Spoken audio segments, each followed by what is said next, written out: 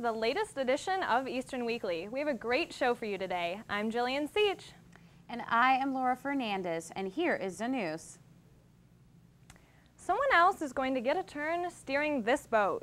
Eastern Michigan Interim President, Provost, and Executive Vice President of Academic and Student Affairs, Kim Schatzel, has been appointed the President of Towson University, effective January 25th of 2016. Towson is a public university located near Baltimore, Maryland, and is similar in size to EMU. The big draw for Schatzel is its proximity to her family. She says her decision to leave Eastern was a family decision. She wants to be closer to her children. EMU Board Chair Mike Morris says Kim Schatzel has made an outstanding contribution to Eastern Michigan University since her arrival as provost in 2012. She has been an excellent leader and administrator, but now the question remains, who will preside over Eastern? Schatzel said she believes an additional interim president will likely be needed before a permanent president can be found, and that will be up to the Board of Regents. Kim Schatzel, we wish you success at Towson. Relay for Life events are fundraising efforts to help communities across the globe fight back against cancer. Eastern Michigan University's Muslim Student Association will be holding their own Relay for Life fundraising events every month until EMU's Relay in April of 2016. This month's event is titled Faces of Hope and will feature guest speakers, cancer survivor stories, and an opportunity for attendees to share their own stories. The Muslim Student Association's team captain Halim Al-Qadi says the point of the event is to create awareness of cancer and the impact it has on people's lives while also raising funds for this important cause. The MSA's mission is to spread awareness of Islam on EMU's campus and to create a welcoming environment for Muslims at EMU. Weekly meetings take place at 6:15 p.m. every Wednesday in the Student Center Kiva Room. The Relay of Life event, Faces of Hope, takes place Thursday, December 10th from 5 to 8:30 p.m. in the Student Center Room 310A. A tragic shooting east of Ypsilanti struck awfully close to home as members of Eastern's men's hockey team arrived at the Taylor Sportsplex for practice last Thursday. The team was just arriving when little 7-year-old Emma Nowling was shot in the parking lot of the Sportsplex and was killed as she was leaving her soccer practice with her mother. Sharon Watson was shot and critically wounded, and the shooter then turned the gun on himself. Practice was immediately canceled, but the players were deeply affected by the shooting and wanted to do something to help. AMU hockey coach John Bartel says the team decided to donate all the proceeds from Saturday night's games against Western Michigan to the family of Emma Nowling. A moment of silence was observed in Emma's honor prior to both games of the doubleheader. The team also collected donations during the game and is still accepting donations. Please see the information below. Saturday was a busy night for the Ypsilanti branch of Meals on Wheels on Cross Street. The community outreach program included a holiday home tour in the morning and then the Taste of Ypsi in the evening. Meals on Wheels, a charity that takes meals to elderly and disabled people, was plenty busy sharing food all across the city.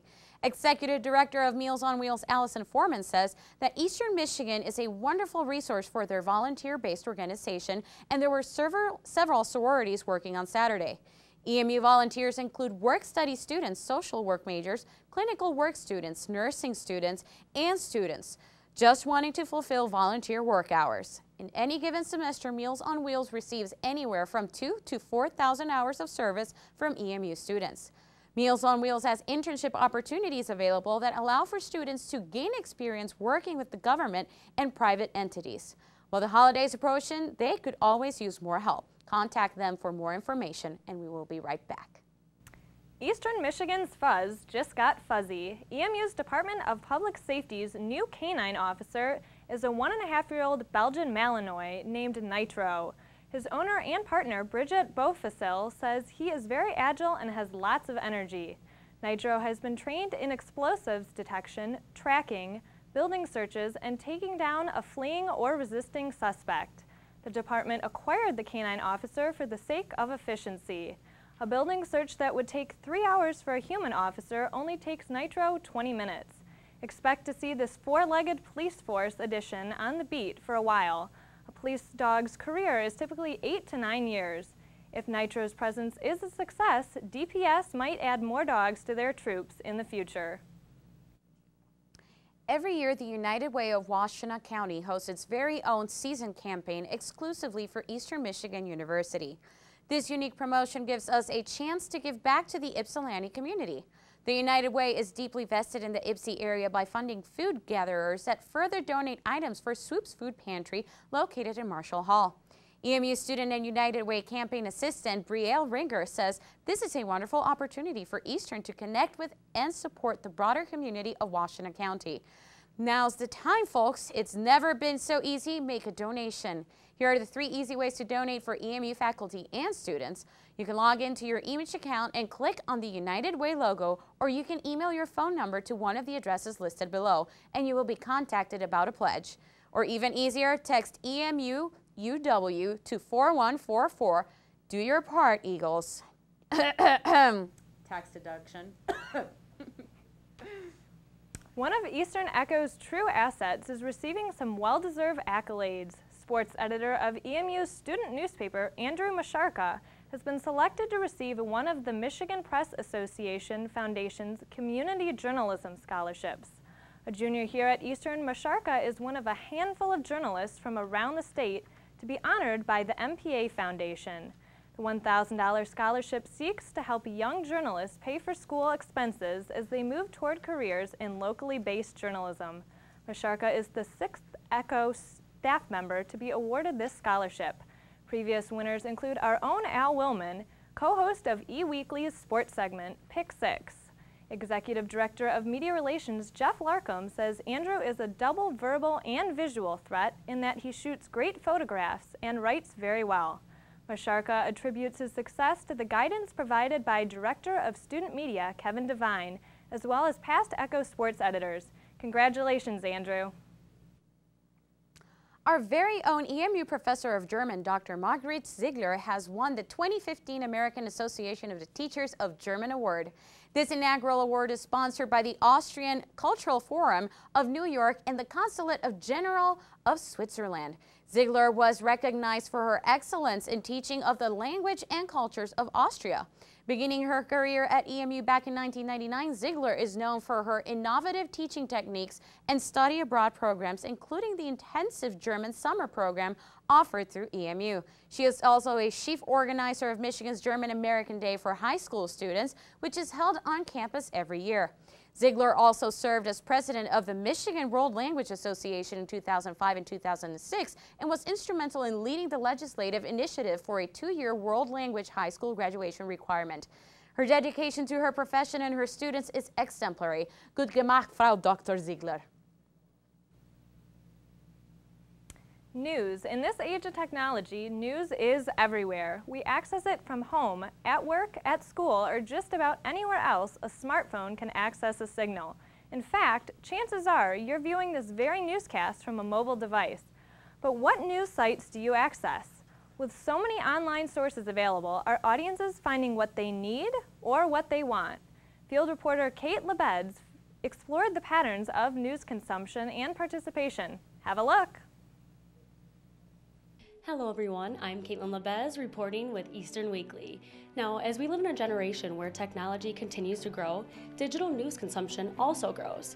So, how many people really are consuming news digitally? Researchers and critics worry that because American millennials grew up in a digital age, they're less interested in the news. Millennials are people ages 18 to 34. And studies show 94% of millennials have smartphones and 74% confirm they get news from online sources. Researchers and critics also worry that American millennials have a narrow awareness of the world compared to American adults who grew up in the pre-digital age. However, a study conducted by the Media Insight Project in March of this year shows that the millennials are not less aware of the world or less interested in the news.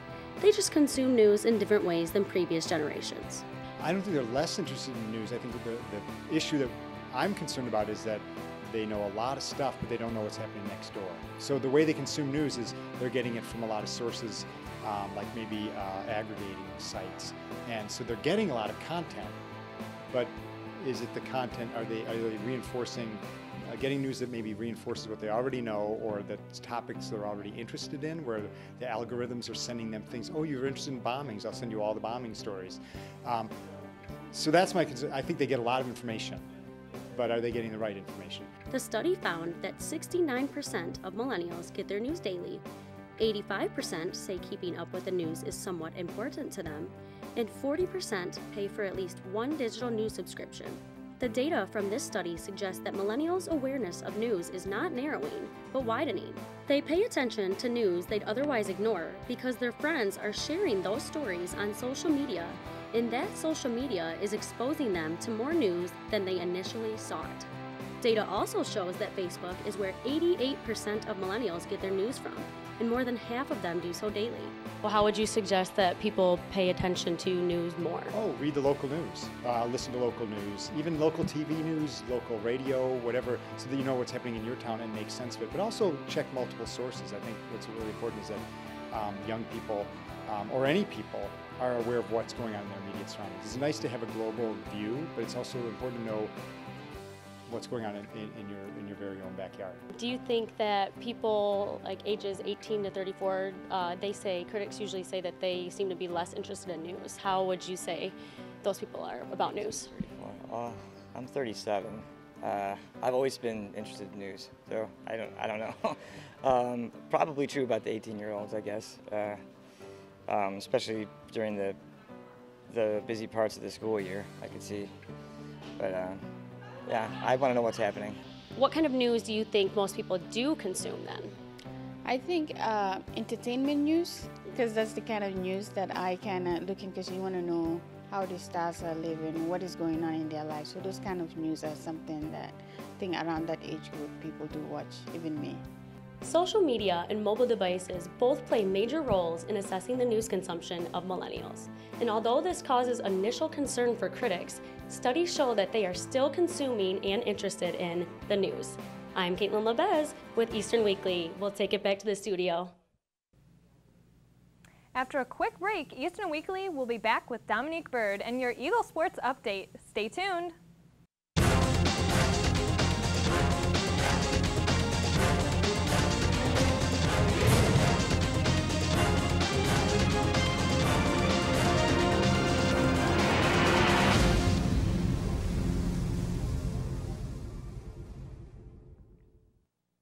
Welcome to Eagle Sports Update. I am Dominique Bird.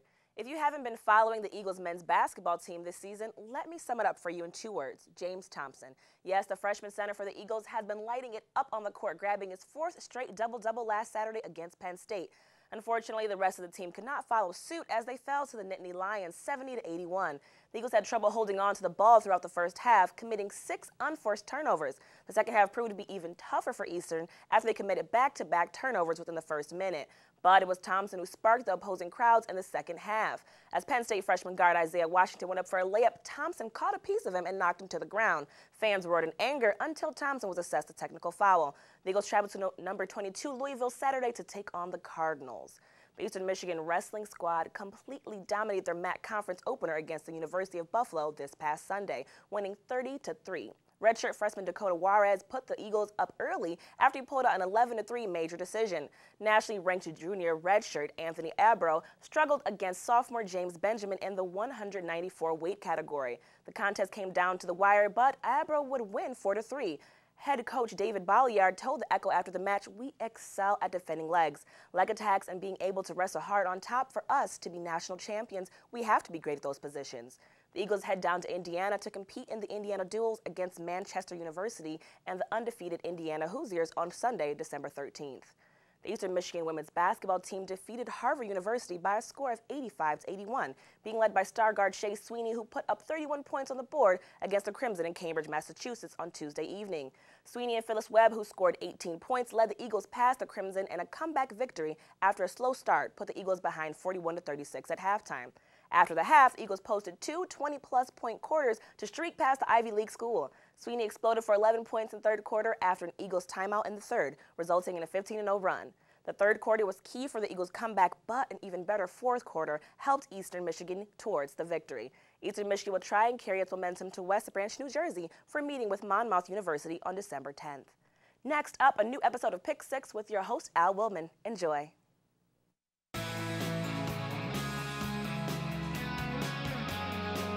Welcome back to the Pick Six. It's our last show of 2015. I'm your host, Al Willman. Derek's not here. He couldn't make it today, but we do have a special guest, EMU gymnastics coach Jay Santos. Jay, welcome to the show. Hi, thanks for having me. Not a problem. Thanks for coming. So this is your second year here at Eastern Michigan, following 4 as an assistant coach at Illinois. Yes. So what's the big thing for you about being a head coach as opposed to an assistant? I think the difference is just, you're proposing as an assistant coach, you're bringing forth ideas, you're proposing ideas, and, and trying to convince the head coach to, like, this is a great idea, and I'm selling him. As a head coach, obviously, you're on the other side of that, and you're picking and choosing and deciding what path we're going to take, and just going down that road, and, that adjustment, the difference in delegation versus, I have my tasks, I'm just going to do my tasks, and I'm going to go forth as assistant coach. As a head coach, you got to make sure everybody is on task and doing their job and coming back to you and making sure things are going right. So I think there's always that, just that general difference in shifting from assistant to head coach. Absolutely. And it's also, one of the shifts that you have is, being a part of a family, but you also got your wife as one of your assistant coaches. Yes, she's a huge part of what we do. So it's great. It's challenging. It's kind of, I think it's the hard part is just shutting off occasionally. Sure. We kind of take our work home just a little bit. So chiseling out that time to just shut it off every once in a while can get challenging because it happens all the time where you just you forget to tell her something and then you remember it. I'm at dinner or just something an idea pops in your head and then the next thing you know you've been talking about work for another hour. Those types of things. So it's what we signed up for, but it's kind of hard to turn it off sometimes. Yeah, absolutely. And as I understand it, there's also another pretty popular member of the Santos family who makes appearances at practice. Yeah, Cooper. He is definitely the most popular of the three of us. He's probably the most distracting of the three of us as well. So that's we would like everybody else. I'd probably bring him to work every day if I could, but we wouldn't get anything done because the girls just can't stop staring at him. So yeah, absolutely. And speaking of getting things done, you have a season coming up. Yes. So you had your exhibition match yesterday, that being Sunday, against the University of Michigan. We were really pleased. I think, I told the girls to enjoy it. I mean, it's a preseason win. We knew they were banged up going into it, and they weren't at full strength. But at the same time, any win against a team of that caliber is something that you need to be happy about. I think I told them make sure we keep it in perspective.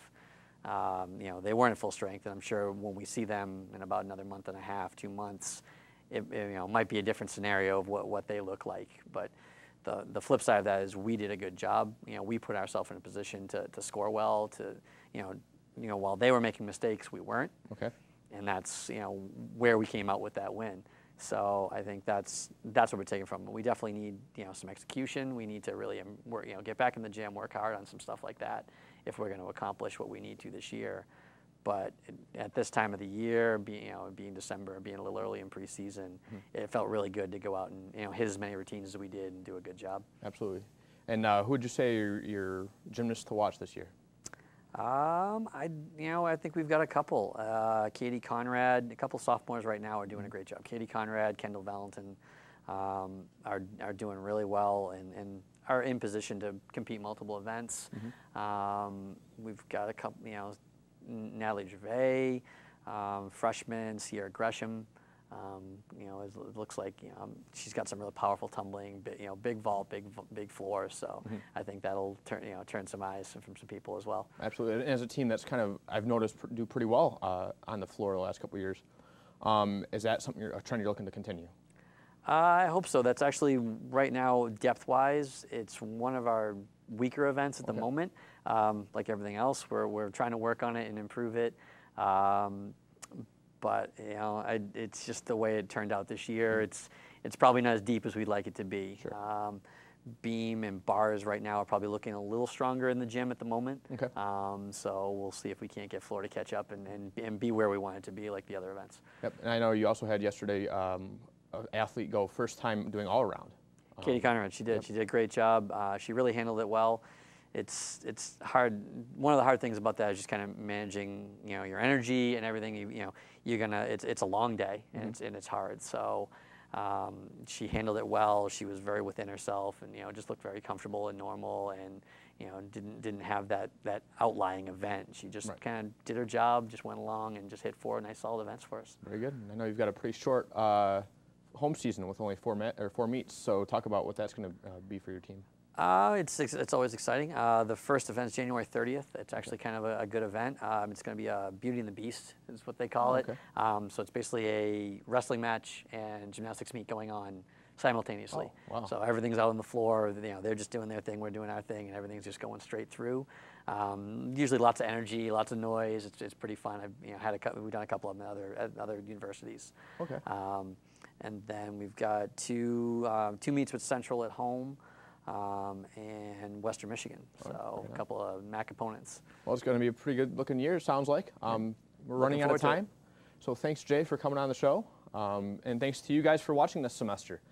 Good luck on your finals that are coming up, and have a very Merry Christmas. I'm Al, and this is the Pick 6. Have a great break.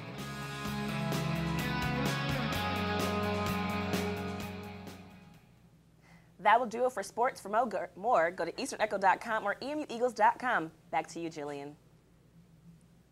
Thank you, Dominique. That'll do it for this edition of Eastern Weekly. Thank you for tuning in, and we hope you enjoyed the show.